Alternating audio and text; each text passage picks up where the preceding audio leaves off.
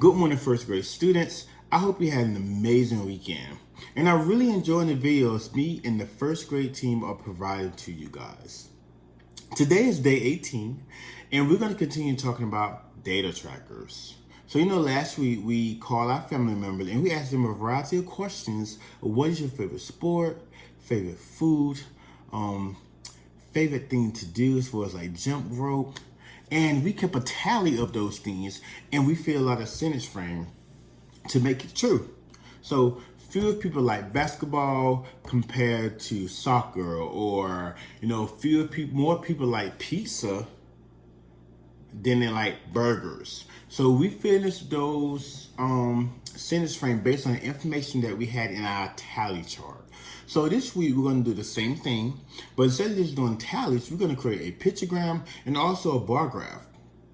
And some days we might have to write 3 sentences, or some days we might actually fill out a sentence frame that's already there. Okay? But first, let's go to the date, and then we'll jump right into our lesson. Today is April the 27th, 2020, and we are on day 18. Now, let's jump into the lesson. Last week, we talked about what is your favorite. And we made a tally chart with the seasons, the place to visit, and then we completed a sentence frame. So we call our family members, figure out what was their favorite season, their favorite place to visit, and then we compared the seasons, and then we compared the places to visit. And that's how we came up with our sentence frame of most people like summer, then they like fall, because we went back to our chart.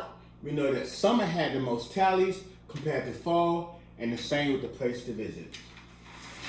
Then, the next day, we did something similar as well. But this time, you had to complete the chart.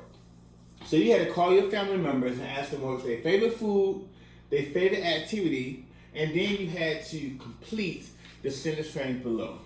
And some of you, the ones that submitted their work back, very great job. Your sentence frame was completed, and you showed me that you went back into your chart to find your answer for your sentence frame to complete that. So great job. So today, we're going to do something similar to this, but this time, instead of tallies, we're going to use pictures. So you can see we have our favorite sport and favorite fruit. Now, I have already called my family and asked them what was their favorite sport and their favorite fruit.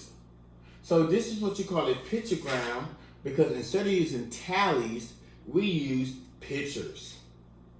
So for soccer, I drew soccer balls. For football, I drew football. For tennis, I drew tennis balls. For banana, I drew a banana. For apple, I drew apples. And for oranges, I drew an orange. So I drew how many pictures based on what my family members like. So by looking at my pictogram, I can tell that 3 of my family members like soccer, 1, 2, 3, 4, 5 of them like football, and 2 like tennis. Then for my favorite fruit, I can tell that 1 like banana, 4 like apples, and 5 like oranges. Now mind you, this is just my example. Yours might look different from mine because your family might like tennis more than they like football. Or they might like bananas more than they like oranges, okay? So your chart don't have to look completely like mine. It's actually should look different because once again, you might not call 10 people. You might only call 5. So therefore, you only got 5 items up here compared to the 10 people. You only have 5 people that you call, okay? So once I completed my pictogram, I have to fill in the chart, the sentence below. Now, on day 17, it asked us to count the total number of votes for each survey category. So these are my categories: favorite sport and favorite fruit. And I'm going to complete some sentences. All right, so as you can see, I have wrote my 3 sentences based on my favorite sport. So I'm going to read the sentences to you and then go over a couple of grammar rules that we need to follow once we write our sentence.